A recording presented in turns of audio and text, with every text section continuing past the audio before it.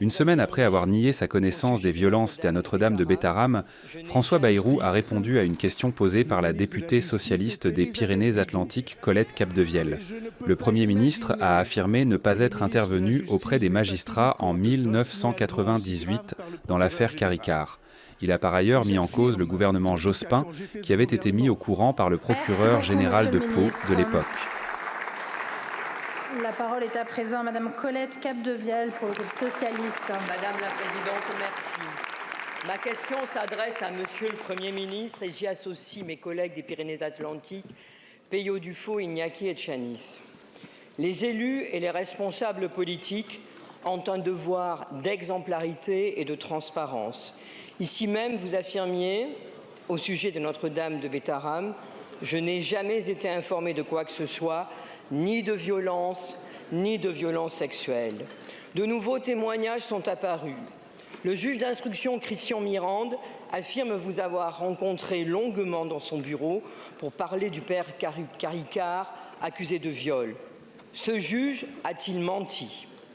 Ce matin, dans le quotidien La République des Pyrénées, l'enquêteur de la section de recherche au moment des faits affirme que le défèrement du père Caricart au juge Mirande a été retardé car le procureur général voulait voir ce dossier suite à une intervention de M. Bayrou. Est-ce que ce militaire de la gendarmerie a menti? Face à cette omerta qui a duré des décennies, nous devons la vérité aux victimes pour qu'elles puissent enfin se reconstruire. Alors même que vous n'avez pas été capable de prononcer le mot victime devant nous la semaine dernière, vous vous êtes livré à une pathétique opération de sauve-qui-peut et à des promesses de gascons. Partout en France, les besoins sont impérieux pour rendre justice aux victimes. Plutôt que de chercher à tout prix à vous disculper, quelles sont les mesures, les actions que vous allez mettre en œuvre rapidement pour protéger les victimes, qu'il n'y en ait plus aucune autre demain?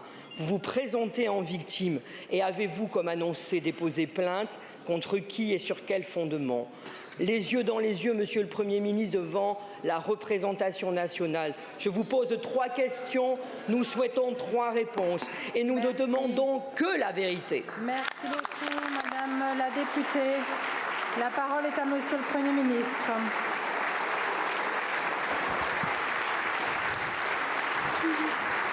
Merci, Madame la Présidente, Mesdames et Messieurs les députés. Madame la députée, j'ai passé la journée de samedi, comme vous le savez peut-être, avec le collectif des victimes.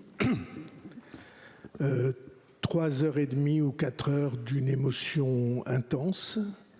C'était la première fois que quelqu'un les recevait et c'était d'ailleurs la première fois qu'ils étaient réunis.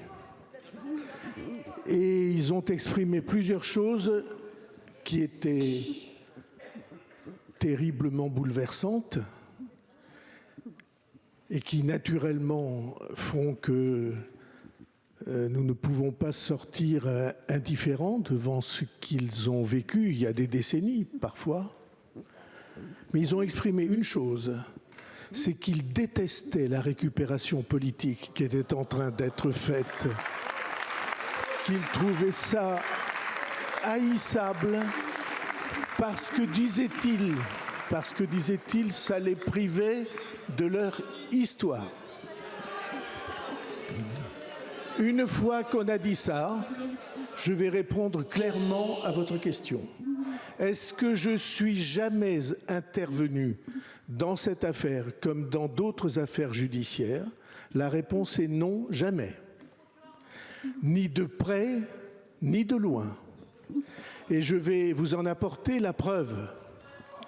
Il se trouve, alors vous avez cité le nom du juge d'instruction Christian Mirande, c'est mon voisin depuis 50 ans. Dans mon village, vous ne savez pas exactement où c'est, mais c'est en effet une amitié depuis très longtemps, avant même qu'il ne soit magistrat. Et donc, est-ce que nous avons pu parler avec le juge Christian Mirande de cette affaire? Sans doute oui. Mais la preuve est absolue. Un magistrat n'a pas le droit, c'est un article central du Code de procédure pénale, un magistrat n'a pas le droit, sous peine des sanctions disciplinaires les plus sévères fixées par le Code de procédure pénale à 3 ans de prison, un magistrat n'a pas le droit de communiquer le moindre élément du dossier dont il a la charge à quelque personne extérieure au dossier que ce soit.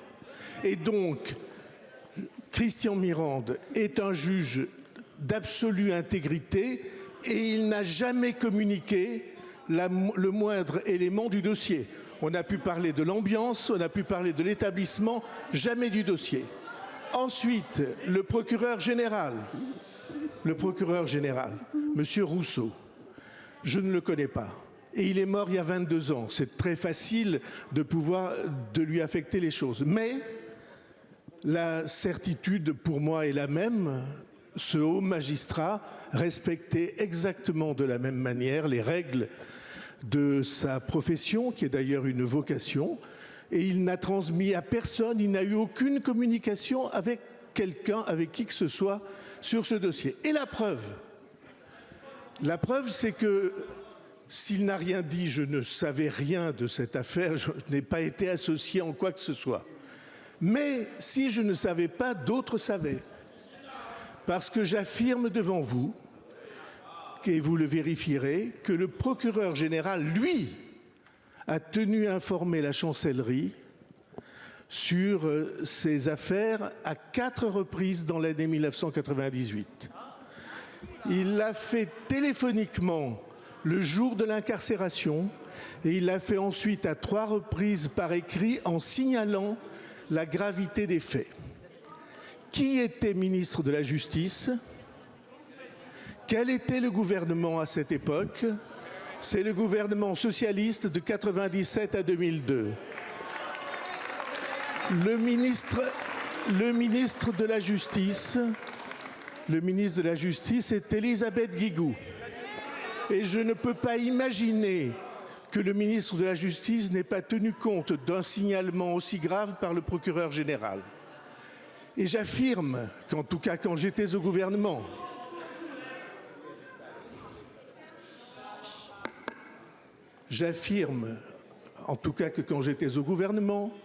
il ne pouvait pas y avoir un signalement aussi important sans que le ministre de l'Éducation nationale ne soit averti. Qui était le ministre de l'Éducation nationale ? C'était Claude Allègre. Qui était la ministre chargée de l'enseignement scolaire ? C'était Ségolène Royal. Je ne crois pas qu'on puisse imputer à ces personnalités des manquements aussi graves. J'affirme donc, je pose la question à mon tour, qu'est-ce qui a été fait après les signalements du procureur général pour que soient entreprises les démarches que vous recommandez ? En tout cas, pour moi, lorsque j'ai été en 1996, c'est-à-dire 2 ans avant, lorsque j'ai été saisi de cette affaire, j'ai demandé une inspection dont je n'avais aucune trace, mais qui a été publiée dans les journaux et que je vous invite à lire pour vous assurer de la parfaite transparence de ce dossier. La dernière question.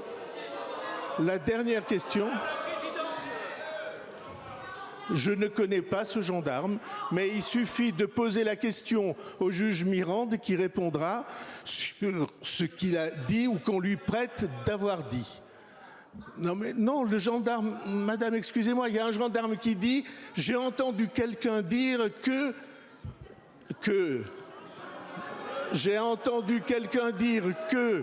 le déferrement de l'accusé avait été retardé de 2 heures. » Je répète que le procureur général a rendu compte le jour même à la chancellerie.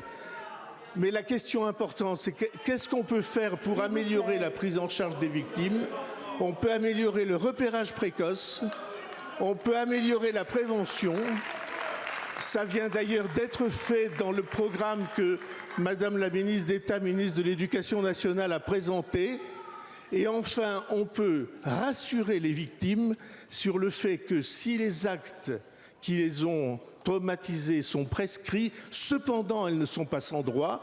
Et nous allons approfondir cette question puisque la procédure civile peut permettre de répondre aux traumatismes qui ont été les leurs. Je vous remercie.